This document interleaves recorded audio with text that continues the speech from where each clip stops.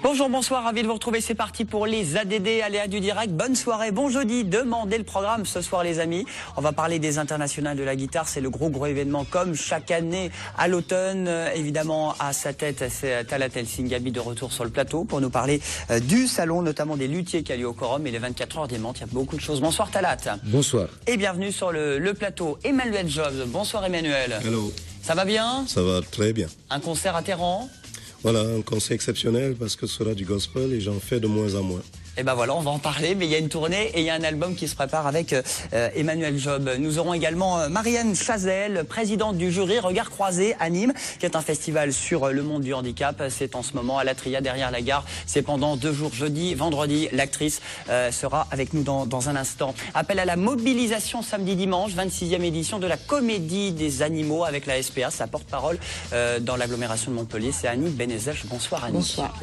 On va parler cheminée ce soir avec Aurélie. Ça sent l'hiver, ça sent d'abord l'automne peut-être. C'est l'automne, mais on a envie de travailler autour de la cheminée, donc je vais vous proposer quelques idées de rénovation et de restauration de cheminée. Et ben voilà, on découvre ça dans un instant en images. C'est parti, top départ pour les ADD aléas du direct avec les internationales de la guitare. Ça a déjà plutôt très bien commencé, ça continue.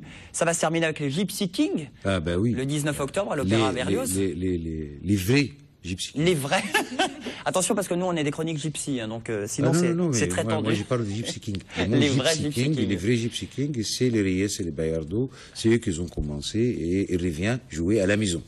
Bon, jusqu'au 19, il y a beaucoup de choses, mais déjà, c'est un gros week-end pour vous. À Montpellier, il y a la Comédie des animaux, mais il y a surtout les internationales de la guitare ce week-end. Il y a déjà peut-être le salon des luthiers au Quorum ce week-end? Oui, alors, les 5 et les 6, il y a les 16e salon international de la lutherie, c'est un salon quand même qu'on sait que c'est le premier salon en France et un des meilleurs en Europe.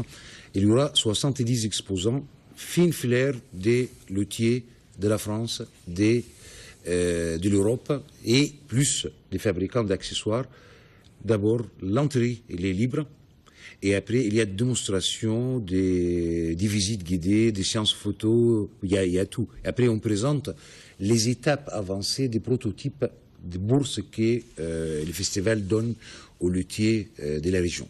Et là, il y a justement la bourse de l'innovation remportée par 2 frères, des jumeaux, les twins, on les appelle, des Montpelliérains qui ont remporté 5 000 € pour un prototype. Oui.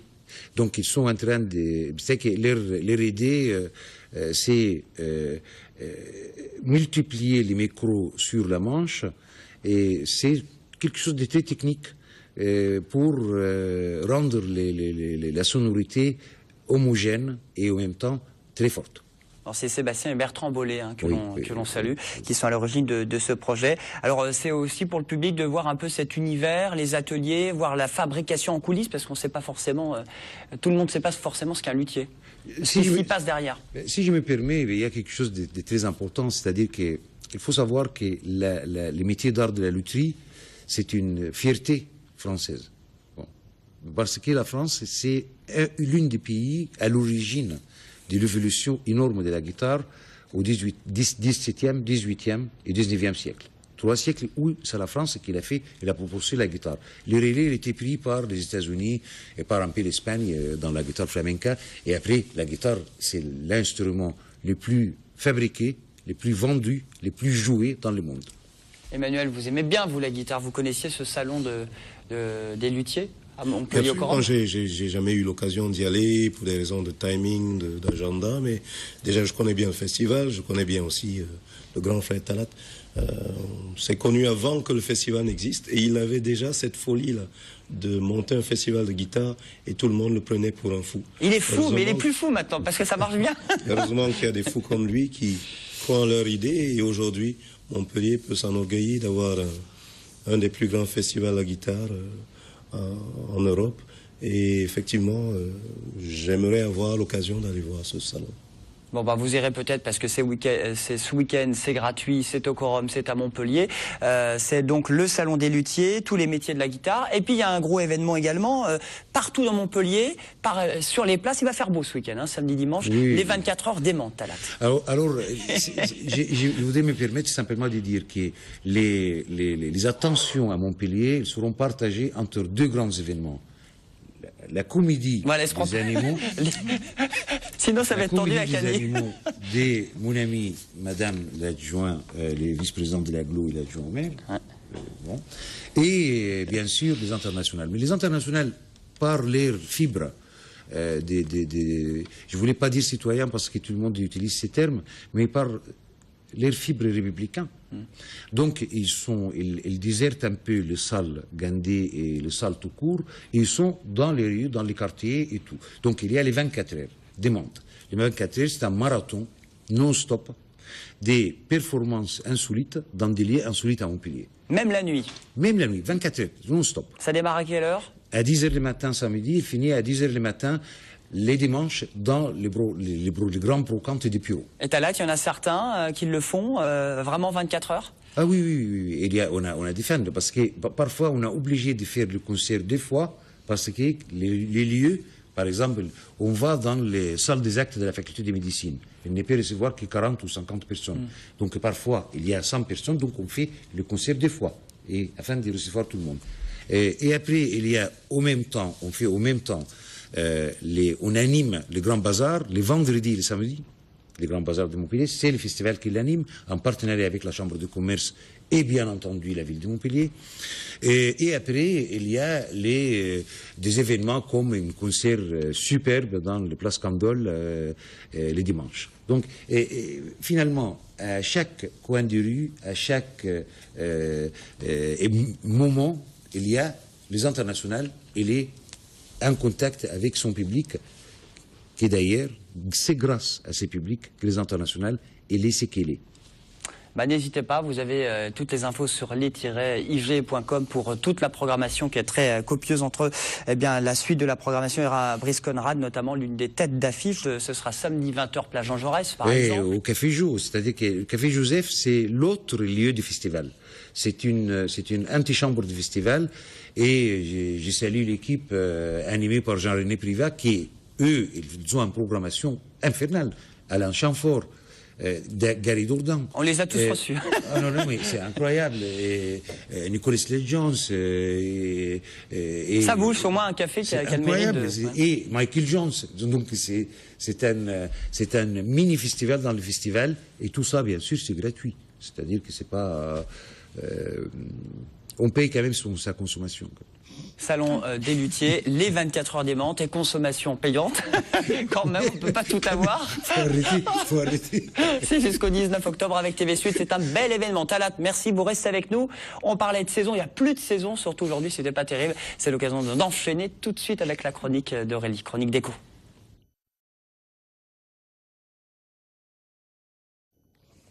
Et on y va pour la chronique déco. Alors on va parler cheminée parce que ça se rafraîchit un petit peu. Et pour tous ceux qui ont des pavillons, qui ont des villas et qui ont des cheminées, c'est ça. On va donner quelques bons plans, quelques photos. Oui, quelques idées en fait, Julien, pour restaurer, relooker un petit peu sa cheminée. Alors il y a des fois des cheminées qui sont très belles et que l'on a envie de garder comme ça en pierre. Mais quelquefois dans des maisons, on peut avoir des cheminées qui sont fabriquées avec par exemple là briques et plâtre. Vous voyez, qui ont un style un petit peu classique et pas forcément esthétique. Et quand on a envie de rénover un petit peu et de relooker son intérieur, donc quelques idées pour décorer. Donc là, par exemple, sur cette photo ici, c'est un exemple où je vous propose donc d'une cheminée qui a une forme un petit peu plusieurs facettes, de travailler sur un mur de création. Donc pour ça, en fait, on travaille le mur d'appui de la cheminée de la même façon, avec le même style de peinture que sa hotte, de façon à la fondre et qu'elle soit un peu moins présente dans la pièce. Donc voilà ce premier exemple, par exemple, avec un mur de création réalisé par une artiste de la région. Vous avez des cheminées, les amis ? Oui, des vraies cheminées? Oui, je lui dis, c'est qu'il y a quelque chose quand même qui est incroyable maintenant, c'est un truc absurde, qu'on n'a pas le droit d'utiliser au centre-ville, dans un bâtiment, dans un immeuble, son cheminée, sauf s'il y a toute une tout un travail de galbage, etc. Mais les cheminées, c'est quelque chose de magnifique. Voilà, oui, j'ai 3 ou 4 cheminées. Il faut quand même éviter les incendies, surtout dans les cuissons quand même. Hein. Oui, c'est important. Donc c'est vrai que pour ça, les cheminées à foyer ouvert, effectivement, sont ce qu'on appelle la cheminée. Après, du moment où c'est fermé avec un insert, à ce moment-là, effectivement, il faut faire attention. Et dès qu'on veut même rénover une petite cheminée, même dans une villa, il faut faire très attention et utiliser un artisan, un professionnel qualifié pour mettre en place ces transformations-là. Après, en termes de transformation, notamment sans toucher au foyer, ça c'est un exemple aussi, où d'une cheminée classique avec une pierre de Castries pour le Montreux, donc assez classique avec des volutes, etc.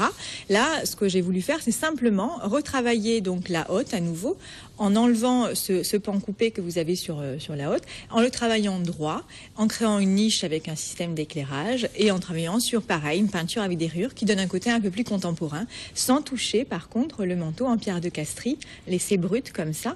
Donc, c'est toujours, je dirais, c'est pour changer un petit peu l'esprit, relooker son intérieur, rénover, sans trop de transformation. Après, on peut avoir des cheminées où là, on peut avoir des transformations un peu plus importantes, notamment, par exemple, celle-ci, où là, on a, pareil, retravaillé le manteau pour enlever la tablette dont on parlait tout à l'heure, où on met des petits objets. Là, on l'a complètement oublié. On a une cheminée plus moderne et on dispose de chaque côté de systèmes de bibliothèque faits en dur, en placo-plâtre, etc. On intègre la télé, la hi-fi. Ça fait un espace de rangement et en même temps, ça permet de noyer la cheminée sur le mur, vous voyez. Donc, on joue avec le système de profondeur et après de couleur. Voilà quelques exemples. Un autre exemple, peut-être, si on a le temps, c'est là, carrément, la transformation qui a été faite, donc là, attention, par un professionnel, puisque là, d'une cheminée à foyer ouvert, on a transformé avec un insert. Voilà. Décorer, restaurer, on peut faire plein de choses avec ça. Décorer, restaurer, donc il y a plein de solutions pour la remettre au goût du jour, par exemple, dans son intérieur. Super. Merci beaucoup, Aurélie. Avec plaisir. Pour cette petite chronique déco. Vous avez une cheminée, Manuel, ou pas? Oui. Et en tout cas, vous avez... faire ramoner, d'ailleurs. Vous avez une cheminée, vous avez un album en préparation pour 2014. Absolument, vous êtes tous comme Il est sur la cheminée. Normalement Il est prêt. constitué devrait avoir. Le single devrait sortir justement avant la fin de l'année. Absolument. Et puis il y a une tournée qui se prépare, une tournée qui passera un petit peu partout dans la région, partout en France. Mais là, c'est pas dans le cadre de la tournée, mais c'est un concert de gospel parce que bon, on vous connaît aussi pour The Voice, mais aussi surtout pour le gospel. Vous serez donc samedi à Théron. À Théron. Oui, à Théron. Théron qui est à côté de Jacou, qui est entre Jacou et Et Castries. D'après notre géographe, Talat. Oui, il a très bien. Moi, je n'aurais pas pu faire mieux que lui. Donc, ce concert est exceptionnel en ceci, c'est que je retrouve un chœur que j'ai créé à Montpellier qui s'appelle Gospelized, qui est l'un des premiers vrais chœurs de gospel à Montpellier. Je l'ai créé il y a une quinzaine d'années. Et qui a la particularité de chanter un répertoire constitué exclusivement de mes compositions. Donc ça, c'est rare en France aussi. Et nous nous sommes séparés en de bons termes il y a 4-5 ans quand j'ai décidé de démarrer une carrière solo. Et je m'étais juré de ne plus jamais retravailler avec eux et de ne plus jamais retravailler avec une chorale. Mais là, il se trouve qu'il ne faut jamais dire jamais parce que je les retrouve, mais comme soliste. Ils vont m'accompagner pour cette occasion. Il y a un deuxième chœur, plus amateur celui-là, qui appartient au village de Montaut où je me suis réfugié. Ça y est, je l'ai cité. Ah bah ça y est, on sait où il habite. Au nord de Montpellier, on est à la ville. Vous êtes foutu. Bien, je suis foutu. Bref, la chorale de mon village donc, qui se situe vers Montaut, qui joue à Théron aussi en première partie. Et là, c'est des amateurs qui pratiqueront du gospel plutôt traditionnel, des arrangements de standard. Donc ces deux groupes vocaux là seront les groupes qui m'accompagneront avec des instrumentistes qui ont l'habitude de travailler avec moi, Benilde Foucault à la guitare basse, Segasek à la batterie, et puis un pianiste qui se trouve être aussi un maître d'art martial, ça arrive, qui s'appelle Claude Guiffet. Donc tout ce bon... à la salle polyvalente en concert samedi. À Théron. Hein? On va écouter un petit extrait, alors c'est pas forcément du gospel, c'est le titre Yesterday, c'est super sympa, c'est Manuel Job, on l'écoute. Yesterday, all my troubles seem so far away. Now it looks as though they're here to stay. Oh, I believe. And yesterday, suddenly not half the man I used to be. Yeah, no. There's a shadow hanging over me. Oh, yesterday came suddenly. Why she had to go, I don't know. She wouldn't say. En concert donc à Téhéran, on le disait, à la salle polyvalente, Emmanuel, samedi, et puis une tournée qui se prépare. Et, alors je ne sais pas si on peut parler d'hommage, mais un hommage peut-être à Ray Charles, ça s'appelle Me and Ray. Ça c'est le nom de votre tournée.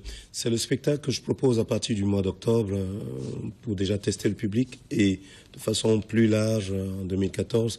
Alors je n'aime pas le mot d'hommage parce que je préfère dire influence. C'est une façon de montrer quelle influence un artiste comme Ray Charles a pu avoir sur moi, sur ma façon d'écrire, de penser la musique, mais lui comme deux autres que je cite toujours qui sont Bob Marley et puis l'Africain Fela Kuti. C'est des musiciens qui avaient cette particularité non seulement de mettre leur âme dans la musique, mais aussi de se positionner dans la société, c'est-à-dire ils parlaient de la société, ils osaient se mettre face, alors je n'aime pas le mot injustice, mais face au dysfonctionnement qu'ils voyaient dans la société, avec l'espoir, parfois dérisoire, de changer les choses. Alors ça, en tout cas, ils m'ont changé, moi. C'est de la soul music que vous allez proposer dans cette tournée. C'est la soul music au sens où je l'entends, parce que pour moi, soul music veut dire mettre de l'âme dans la musique. La soul music peut être classique, lyrique, ou soul, afro-américaine, au sens où certains l'entendent, mais pour moi, faire la soul music signifie mettre son âme, oser mettre son âme dans la musique. Peu le font. Une tournée un petit peu partout en France et donc ce concert, plus de gospel, ce sera donc à Téhéran, on le rappelle, c'est samedi soir à la salle polyvalente. Merci beaucoup Emmanuel. Avec plaisir. Bonne tournée, prochain album. On va juste dire un tout petit mot sur un autre rendez-vous, c'est à Nîmes, là aussi vous en disiez un mot, actrice, réalisatrice, eh bien c'est la présidente du jury, c'est Marianne Chazelle. On l'a eu au téléphone parce que c'est la présidente du festival Croisé, sur le premier festival de films de court-métrage en France sur le thème métier handicap. Elle est très sensible à ce thème et d'être marraine cette année à Nîmes. Écoutez-la. Eh bien, je le connais grâce à Sam Carman, avec qui je joue en ce moment une pièce qui s'appelle Le Bonheur. Et Sam m'a parlé de ce festival et il m'a posé la question si j'accepterais d'être la présidente du jury. Donc, bien évidemment, j'ai dit oui, parce que ça me semblait une démarche extrêmement, je dirais, novatrice, pleine d'espoir, pleine de vie. Et je trouve que c'est formidable de pouvoir montrer que le talent est partout. Et comme en plus j'aime le cinéma, j'avais déjà fait partie de jury de cinéma, notamment avec Sam aussi. Donc ça m'a semblé tout à fait évident. Est-ce que c'est un sujet qui vous tient particulièrement à cœur, métier et handicap ? Moi j'ai la chance de pas pour l'instant avoir souffert de choses qui m'ont totalement arrêté dans mon métier, même si j'ai connu des problèmes de santé comme tout le monde. Je crois que c'est un problème qui est majeur, qui concerne absolument tout le monde, dont on n'a pas du tout suffisamment conscience et qu'on prend dans la tête quand ça nous arrive ou quand ça arrive à nos proches. Donc je trouve que c'est extrêmement important de pouvoir en parler et surtout d'en parler d'une façon comme le fait ce festival et d'une façon, je dirais, presque décomplexée, vous voyez, d'une façon vivante, d'une façon logique, sans pathos, en expliquant la réalité de la situation et qu'est-ce qu'on peut en faire et comment on peut faire pour vivre avec ça et vivre bien et montrer qu'on a du talent et qu'on est créatif. Voilà, Alex de Christian Clavier-Talat. Effectivement, la chronique potin. Festival Regard Croisé, ça a commencé aujourd'hui et même ce matin, au plus près des jeunes, des écoliers nîmois. Reportage pour TV Sud d'Alain Belon à Nîmes. Regardez. C'est une première pour le festival de Regard Croisé, car il débute avec des classes de CM2. Tous ont été sensibilisés sur la vision des différents handicaps au quotidien. Ce qui m'intéressait quand même, c'était d'avoir leur regard, leurs paroles, en réaction à un petit film qu'on a passé qui s'appelle Le petit frère de la lune. Et c'est l'histoire d'un petit autiste qui est dans sa bulle. Et je crois que pour illustrer le handicap pour les enfants, c'était très bien. Et on a eu vraiment de très très belles réactions. 5 minutes d'un film pour faire réagir les enfants sur la vie au quotidien d'une famille qui est pas moins celle du réalisateur. Et au début, je pensais que c'était un quotidien vraiment le nôtre et que du coup, ça pourrait intéresser pas forcément grand monde. Et puis très rapidement, on a eu des réactions Et on a compris qu'il y avait plein de gens qui vivaient la même chose que nous. Mon petit frère, il va à la crèche, mais il joue pas avec les autres enfants. Il regarde en l'air, comme toujours. L'enfant qui est autiste est dans une bulle de lumière. Ça aussi, c'est important, c'est que ça soit lui qui soit dans la lumière.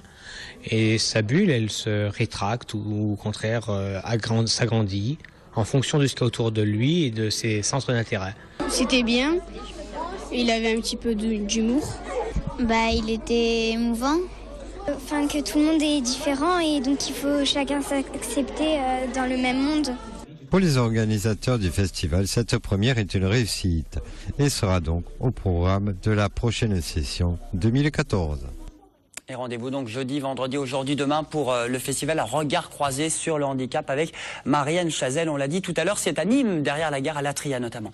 C'est à Montpellier, c'est ce week-end, nouvelle édition, appel à la mobilisation nationale et régionale samedi et dimanche. La comédie des animaux de retour, c'est de 10 à 18h pendant 2 jours et c'est Annie Benezech qui s'en occupe avec tous ses bénévoles. Annie, en chiffres déjà, c'est quoi et quel cri vous voulez lancer ce soir? On est un cri d'alarme parce que là on a 55 chiens de plus que l'année dernière, à la même époque. Donc on ne peut pas pousser les murs, comme je dis à chaque fois. Et cette comédie des animaux, c'est comme une épée de Damoclès. C'est-à-dire qu'on est très content qu'il y ait Talat avec son festival, mais si ça ne marche pas, on va être dans une situation extrêmement difficile.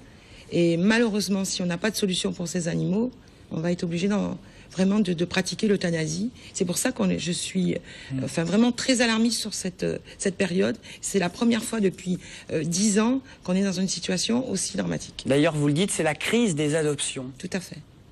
Une crise des adoptions qui dure depuis 3 ans, qui est liée certainement aussi à la crise économique, puisque donc on se doute que tout ça, ça a des conséquences. Mais maintenant, là, depuis 2 mois, on a en plus une remontée des abandons. Donc là, la combinaison des deux, c'est détonnant.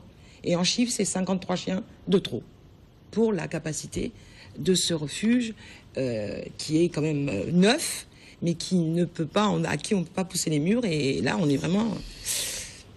est très inquiet. Alors c'est l'occasion d'adopter un chien et un chat, de réfléchir avant de faire ces démarches, j'imagine aussi. Tout à fait. On ne veut pas non plus des adoptions coup de cœur. Mais vraiment, ceux qui souhaitent avoir un animal, qui ont réfléchi, qui veulent un chien ou un chat, qui viennent nous retrouver sur la comédie. En même temps, ils iront au festival de Talat, c'est extraordinaire. Et voir Emmanuel Jove aussi. Et voir Emmanuel Jove aussi. Et moi, je trouve que ça, c'est très bien pour nous, parce que ça fait beaucoup d'animation. Et je rappelle aussi que le refuge de Villeneuve est ouvert, pareil, de 10h à 18h, et qu'on peut aussi adopter des animaux à la SPA, au refuge. Emmanuel, vous avez des animaux de compagnie, chien, chat? Ma compagne et femme, qui est d'origine française, avait un chat. Et je considérais que c'était son chat. En tant qu'Africain, pour moi, les animaux...